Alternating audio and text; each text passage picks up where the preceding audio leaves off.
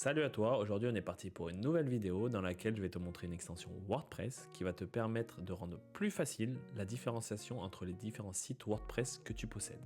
Personnellement, je l'utilise au quotidien dans chacun de mes projets pour éviter toute mauvaise manipulation de ma part sur des sites en production. En gros, en un clin d'œil, tu vas savoir sur quel site WordPress tu es.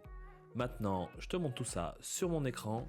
Let's go! Pour te montrer tout ça, on va partir sur mon environnement en local. C'est celui que j'utilise au quotidien pour chacune de mes vidéos pour te montrer différents tips et astuces, que ce soit sur WordPress ou Elementor. Et si tu veux savoir comment créer un site en local sur ton ordinateur, j'ai fait même une vidéo sur ce sujet-là.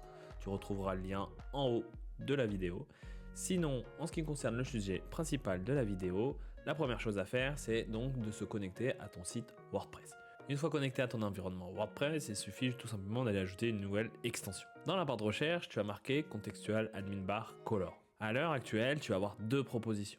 Il faudra choisir la première, celle de l'agence Woodinit. D'ailleurs, si un membre de l'équipe ou même toute l'équipe regarde la vidéo, je vous passe un coucou. Sinon, il faut installer l'extension, puis l'activer. Et ensuite, tu vas retrouver tous les paramétrages de l'extension dans Outils, Réglages, Admin Bar. Cette interface est très simple et il n'y a pas 50 000 features. Il y a vraiment uniquement l'essentiel. Je vais faire juste une modification pour te montrer un cas pratique. C'est-à-dire, par exemple, là je change juste la couleur rouge, j'enregistre. Là ça me demande de rafraîchir la page et là j'ai la barre rouge qui est apparue. Et lorsque je suis sur le site en front, c'est pareil, la même chose. En gros, en un clin d'œil, tu peux voir sur quel environnement tu es grâce à cette petite couleur. Moi j'utilise donc au quotidien dans chacun de mes projets parce que ça me permet de différencier l'ensemble des environnements que je mets en place. Il y a une autre subtilité aussi, c'est la possibilité de mettre un message personnalisé. Par exemple, on peut mettre rouge, production. En rafraîchissant, on va voir qu'il y a un petit texte qui est apparu, production en haut à droite. Donc c'est juste à titre informatif, on peut laisser juste la couleur, mais on pourrait mettre ce texte aussi. En fait, l'idée derrière ça, c'est lorsque tu gères plusieurs sites ou plusieurs environnements sur un même site, tu fais différentes couleurs.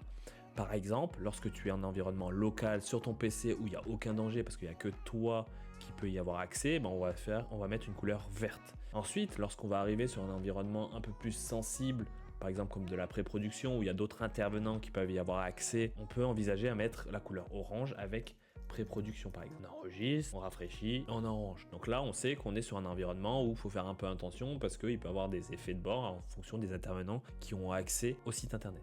Ensuite, lorsqu'on est sur un site en production, donc c'est un site en ligne que n'importe qui peut le voir et le consulter, où il y a peut-être d'autres facteurs, d'autres connexions qui sont donc en production avec des outils comme par exemple Stripe, Brevo, d'autres choses, on peut mettre en rouge et mettre production. Et là, on a la couleur rouge. En fait, l'idée, c'est un peu comme les feux sur la route. Vert, on peut passer, il n'y a aucun danger. Orange, on commence à ralentir parce qu'il y a un danger. Et rouge, on s'arrête parce qu'il y a un danger. En appliquant ces couleurs, tu peux éviter toute mauvaise manipulation. En gros, tu vas arriver sur ton site, tu vas voir que c'est rouge, tu vas te dire, ah attention, il faut pas que je fasse n'importe quoi. Tu vas arriver sur ton site en vert, tu vas te dire, ok, je peux faire un peu ce que je veux, il n'y a pas de souci. Et tout ça en un clin d'œil en voyant cette barre en haut de ton site WordPress. Et voilà, c'est déjà la fin de la vidéo. Comme tu as pu le voir, c'est pas du tout compliqué à mettre cette barre en place. Limite, le plus compliqué, c'est d'installer l'extension.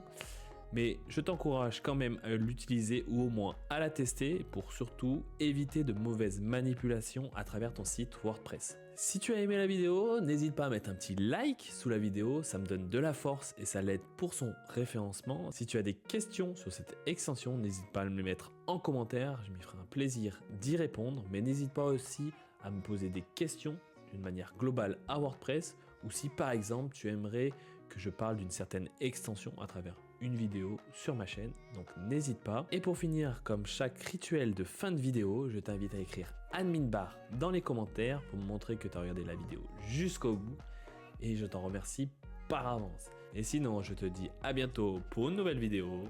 Ciao, bye bye.